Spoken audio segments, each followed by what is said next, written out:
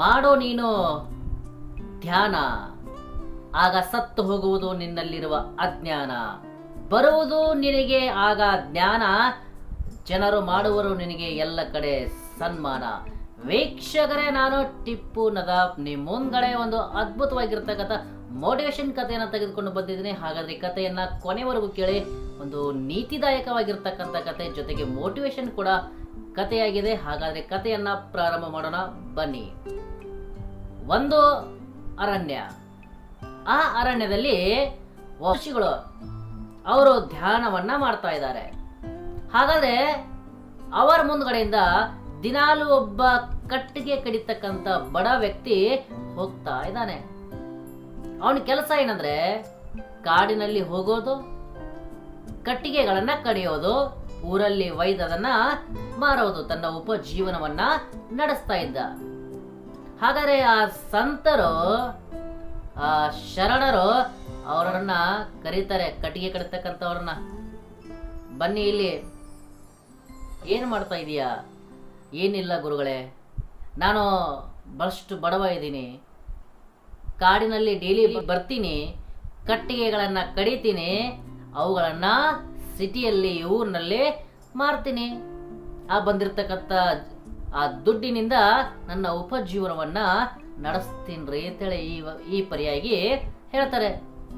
ಅವಾಗ ಸಂತರು ಹೇಳ್ತಾರೆ, ಏನು ಹುಚ್ಚಿದೆಯಪ್ಪ ನೀನು, ನೀನು ಒಂದು ಕೆಲಸ ಮಾಡು, ಈಗಡೆ ಸ್ವಲ್ಪ ಒಂದು 2 ಕಿಲೋಮೀಟರ್ ನೀನು ಹೋಗ್ಬಿಡು ಕಾಡಿನ ಮಧ್ಯದಲ್ಲಿ.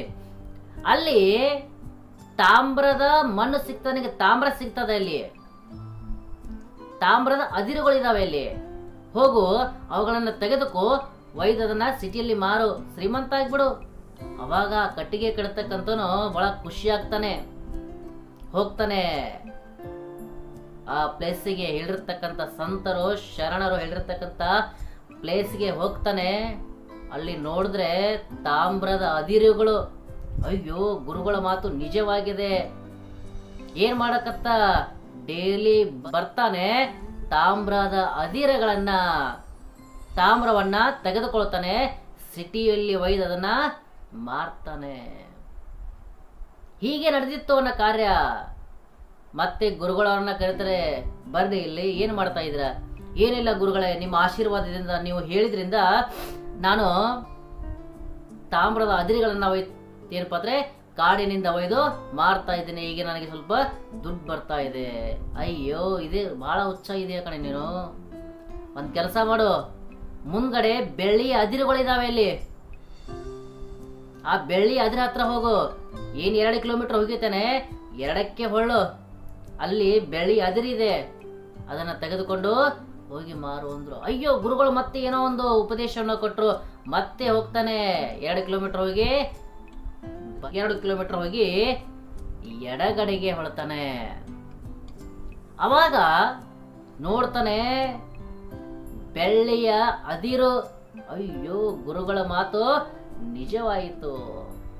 ಖುಷಿ ಪಡ್ತಾನೆ, ತೋತಾನೆ ಬೆಳ್ಳಿ ಅದಿರುಗಳನ್ನ, ಗಾಡಿಯಲ್ಲಿ ತುಂಬ್ಕೋತಾನೆ, ಸಿಟಿಯಲ್ಲಿ ಒಯ್ದು ಮಾರ್ತಾನೆ. ನಡೆದಿತ್ತು ಹೀಗೆ ಕಾರ್ಯ, ಅವನ ಜೀವನದ ಕಾರ್ಯಗಳು. ಕಾಡಿಗೆ ಬರೋದು, ಬೆಳ್ಳಿ ಅದರನ್ನ ತೆಗೆದುಕೊಳ್ಳೋದು,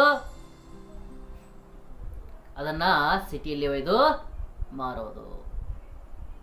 ಅವಾಗ ಮತ್ತೆ ಗುರುಗಳು ಕರೀತಾರೆ, ಏನ್ ಮಾಡ್ತಾ ಇದೆ ನೀನು?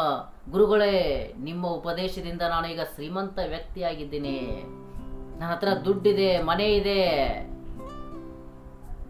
ನೀವು ಹೇಳಿದಾಗೆ ನನಗೆ ಬೆಳ್ಳಿ ಅದ್ರೆ ಸಿಕ್ಕಿದೆ, ಅದನ್ನ ಒಯ್ದು ಡೈಲಿ ಸಿಟಿಯಲ್ಲಿ ಮಾರ್ತಾ ಇದ್ದೀನಿ. ಏನು ಹುಚ್ಚಿದೆಯಪ್ಪ ನೀನು? ಅದಕ್ಕೆ ನೀನು ಇಷ್ಟು ರಾಜ್ಯದ ಶ್ರೀಮಂತ ವ್ಯಕ್ತಿ ಆಗಿಲ್ಲ. ಮುಂದ್ಗಡೆ ಹೋಗು, ಅಲ್ಲಿ ಬಂಗಾರದ ಖಣಿ ಇದೆ, ಬಂಗಾರದ ಅದಿರುಗಳಿದಾವೆ, ಬಂಗಾರ ಇದೆ ಅಲ್ಲಿ, ಅದನ್ನ ಒಯ್ದು ಮಾರು. ಎಷ್ಟು ದಿವನ ಅಂತ ನೀನು ಬೆಳ್ಳಿಯನ್ನ ಮಾರ್ತಿ. ಅವಾಗ ಗುರುಗಳು ಹೇಳ್ತಾರೆ, ಗುರುಗಳು ಎಲ್ಲಿ ಹೋಗ್ಬೇಕು? ಇನ್ನೇನು 2 ಕಿಲೋಮೀಟರ್ ಹೋಗಿ ಎಡಕ್ಕೆ ಹೊಳಿದಲ್ಲ, ಮತ್ತೆ ಎಡದಿಂದ ಮತ್ತೆ 2 ಕಿಲೋಮೀಟರ್ ಹೋಗು, ಅಲ್ಲಿ ಬಂಗಾರದ ಅದಿರು ಇದೆ. ಹೋಗ್ತಾನೆ, ಹೋಗಿ ನೋಡ್ತಾನೆ, ಬಂಗಾರದ ಅದಿರುಗಳು, ಬಂಗಾರದ ಖನಿಜ ಇದೆಯಲ್ಲಿ. ಅಯ್ಯೋ, ಏನು ಕಣ್ಣು ತುಂಬಿಕೊಂಡ ಏನರ ಸಂತರ ವಾಣೆ, ಎಷ್ಟು ಒಳ್ಳೆಯವರ ಸಂತರ. ತೆಗೆದುಕೊಂಡು ಬರ್ತಾನೆ, ಗಾಡಿಗಳನ್ನ ತುಂಬಿಕೋತಾನೆ, ಸಿಟಿಯಲ್ಲಿ ಮಾರ್ತಾನೆ, ಮತ್ತೆ ಡೈಲಿ ಬರೋದು, ಮತ್ತೆ ತುಂಬಿಕೊಳ್ಳೋದು, ಮತ್ತೆ ಸಿಟಿಯಲ್ಲಿ ಮಾರುವುದು. ಎಷ್ಟು ಅದ್ಭುತವಾಗಿ ಅವನ ಕಾರ್ಯ ನಡೆದಿತ್ತು. ಹಾಗಾದ್ರೆ ಆ ಶ್ರೀಮಂತ ವ್ಯಕ್ತಿಯಾಗಿಬಿಟ್ಟ ಆ ರಾಜ್ಯದಲ್ಲಿನೇ. ಅವಾಗ ಗುರುಗಳ ಕಡೆ ಇವನೇ ಬರ್ತಾನೆ. ಈ ಸಾರಿ ಗುರುಗಳೇ, ನಿಮ್ಮ ಉಪದೇಶದಿಂದ ನಾನು ಈಗ ರಾಜ್ಯದಲ್ಲಿ ಶ್ರೀಮಂತ ವ್ಯಕ್ತಿಯಾಗಿ ಬಿಟ್ಟಿದ್ದೇನೆ, ಎಲ್ಲವೂ ಕೂಡ ಇದೆ ನನ್ನಲ್ಲಿ, ಅರಮನೆ ಇದೆ, ಹೊಲ ಇದೆ, ಎಲ್ಲ ಗದ್ದೆ ಎಲ್ಲವೂ ಕೂಡ ಇದೆ. ಆದ್ರೆ ನಿಮಗೆ ಒಂದು ಮಾತನ್ನ ನಾನು ಕೇಳಕ್ಕೆ ಬಂದಿದ್ದೇನೆ. ಏನಂದ್ರೆ ಗುರುಗಳೇ, ನಿಮಗೆ ಇರ್ಲಕ್ಕ ಮನೆ ಇಲ್ಲ. ನಾನು ಯಾವಾಗ್ಲೂ ಬರ್ತೀನಿ, ಈ ಒಂದು ಗಿಡ ಅದ, ಈ ಗಿಡದ ಕೆಳಗಡೆ ನೀವು ಕುತ್ಕೊಂಡಿರ್ತೀರಿ, ನಿಮಗ ಮನೆ ಇಲ್ಲ, ಮಠ ಇಲ್ಲ. ಇಷ್ಟೆಲ್ಲವೂ ಕೂಡ ನಿಮಗೆ ಗೊತ್ತಿದೆ, ಇದೆಲ್ಲವೂ ಅದ ಅಂತ ಹೇಳಿ. ಬಟ್ ನೀವ್ಯಾಕೆ ಇದನ್ನ ಒಯ್ದು ಸಿಟಿಯಲ್ಲಿ ಮಾರ್ತಾ ಇಲ್ಲ? ನಿಮ್ಗ ಯಾಕೆ ಏನಪ್ಪ ಅಂದ್ರೆ ಅರಮನೆಯನ್ನ ಕಟ್ಕೋಬಾರ್ದು? ಅವಾಗ ಸಂತರು ನಕ್ ಬಿಟ್ಟು ಹೇಳ್ತಾರೆ, ನೋಡು ಮನುಷ್ಯ, ನನಗೆಲ್ಲವೂ ಕೂಡ ಗೊತ್ತದ ಎಲ್ಲಿ ಅಂತ ಹೇಳಿ. ಆದ್ರೆ ನನಗೆ ಇನ್ನೂ ಒಂದು ಗೊತ್ತದ, ಏನಂದ್ರ ನನಗ ವಜ್ರದ ಖಣಿ ಎಲ್ಲದ ಅಂತ ಹೇಳಿ ಗೊತ್ತಾಗ್ಯದ. ಹಾಗಾದ್ರೆ ನನಗೆ ವಜ್ರ ಗೊತ್ತಿರಬೇಕಾದ್ರೆ ನಾನು ಬಂಗಾರ ಮತ್ತು ಬೆಳ್ಳಿ ಹಿಂದೆ ಯಾಕೆ ಬೆನ್ನ ಹತ್ಲಿ ಅಂತಕ್ಕಂಥ ಮಾತನ್ನ ಹೇಳ್ತಾರೆ. ಅವಾಗ ಆ ವ್ಯಕ್ತಿ ಗಾಬರಿ ಆಗ್ತಾರೆ. ಅಯ್ಯೋ, ನಿಮ್ ವಜ್ರದ ಬಗ್ಗೆ ಗೊತ್ತಿದೆಯಾ? ಹಾ, ಗೊತ್ತಿದೆ ನನಗೆ ವಜ್ರದ ಖಣಿ ಬಗ್ಗೆ ಗೊತ್ತಿದೆ, ವಜ್ರದ ಬಗ್ಗೆ ನನಗೆ ಗೊತ್ತಿದೆ. ವಜ್ರ ಎಲ್ಲಿದೆ ಅಂತಕ್ಕಂಥದ್ದು. ನಾನೇ ಯಾಕೆ ಬಂಗಾರ ಹಿಂದೆ, ನಾನು ಯಾಕೆ ತಾಮ್ರದ ಹಿಂದೆ ಬೆನ್ನು ಹತ್ತಲಿ? ಹಾಗಾದ್ರೆ ನನಗೂ ತಿಳಿಸ್ತೀರಾ ಆ ನಿಧಿ ಎಲ್ಲಿದೆ ಅಂತಕ್ಕಂಥದ್ದು? ಆಗ ನಿಂಗೂ ತೋರಿಸ್ಬೇಕಾ? ನಿಂಗೂ ಬೇಕಾ? ಹಾ, ಬೇಕು ನನಗೂ. ಹಾಗಾದ್ರೆ ಕುಳಿತುಕೊಂಡು ನನ್ನ ಹತ್ರ ಧ್ಯಾನದಲ್ಲಿ ಮಗ್ನನಾಗು ಅಂತಕ್ಕಂಥದ್ದು ಹೇಳ್ತಾರೆ. ಗುರುಗಳು ಅವನಿಗೆ ಹೇಳ್ತಾರೆ, ತಲೆ ಮೇಲೆ ಕೈ ಇಟ್ಟು ಕಣ್ಣ ಮುಚ್ಚು. ಯಾವಾಗ ನಾನು ಕಣ್ಣ ನಿನಗೆ ತೆರಿ ಹತ್ತಿನಲ್ಲ, ಅಲ್ಲಿವರೆಗೂ ಕಣ್ಣ ತೆರೆಯಕ್ಕ ಹೋಗಬೇಡ. ಹಾಗಾದ್ರೆ ಅವನು ತಲೆ ಮೇಲೆ ಕೈ ಇಟ್ಟು ಕಣ್ಣನ್ನ ಮುಚ್ಚು ಅಂತ ಹೇಳ್ತಾರೆ. ಅವಾಗ ವ್ಯಕ್ತಿ ಕಣ್ಣನ್ನ ಮುಚ್ಚಿ 2 ನಿಮಿಷ ಹೋಯ್ತು ಧ್ಯಾನದಲ್ಲಿ, 3 ನಿಮಿಷ, 10 ನಿಮಿಷ ಹೋಯ್ತು, 1 ಗಂಟೆ ಹೋಯ್ತು, 2 ಗಂಟೆ ಹೋಯ್ತು. ಧ್ಯಾನದಲ್ಲಿ ಕುಳಿತಿದ್ದಾನೆ, ಧ್ಯಾನದಲ್ಲಿ ಮಗ್ನನಾಗಿದ್ದಾನೆ. ಇನ್ನೇ 5 ಗಂಟೆ ಆದ ನಂತರ ಸಾವಕಾಶವಾಗಿ ಕಣ್ಣುಗಳನ್ನ ತೆರಿತಾನೆ. ಅವಾಗ ಗುರುಗಳಿಗೆ ಆ ವ್ಯಕ್ತಿ ಹೇಳ್ತಾನೆ, ಗುರುಗಳೇ, ಸಂತರೇ, ನನಗೆ ವಜ್ರ ಸಿಕ್ತು. ನನಗೆ ಆ ಮುತ್ತು, ಆ ವಜ್ರ ಏನಿದೆಯಲ್ಲ, ಅದು ನನಗೆ ಸಿಕ್ಬಿಡ್ತು. ಎಲ್ಲಿ ಸಿಕ್ತಂದ್ರೆ, ಏನು ನಾ ಧ್ಯಾನದಲ್ಲಿ ಕುಳಿತಿದ್ದನಲ್ಲ, ಆ ಧ್ಯಾನಕ್ಕಿಂತ ದೊಡ್ಡ ವಜ್ರ, ಆ ಧ್ಯಾನಕ್ಕಿಂತ ದೊಡ್ಡ ಮುತ್ತು, ಆ ಧ್ಯಾನಕ್ಕಿಂತ ದೊಡ್ಡ ಡೈಮಂಡ್ ಮತ್ಯಾವುದೂ ಇಲ್ಲ ಅಂತಕ್ಕಂಥದ್ದು. ಅವಾಗ ಸಂತರಿಗೆ ಹೇಳ್ತಾನೆ ಆ ವ್ಯಕ್ತಿ, ಇನ್ನೇನು ನಾನು ಇಷ್ಟು ದಿವಸ ಗಳಿಸಿದ್ದನಲ್ಲ, ನನಗೆ ಎಷ್ಟು ಬೇಕು ಅಷ್ಟು ಇಟ್ಕೋತೀನಿ, ಉಳುಕಿದ್ದೆಲ್ಲವೂ ಕೂಡ ಬಡವರಿಗೆ ಕೊಡ್ತೀನಿ ಅಂತಕ್ಕಂಥ ಮಾತನ್ನ ಹೇಳ್ತಾನೆ. ಅವಾಗ ಎಲ್ಲವೂ ಕೂಡ ಜ್ಞಾನೋದಯ ಆಗ್ತದೆ.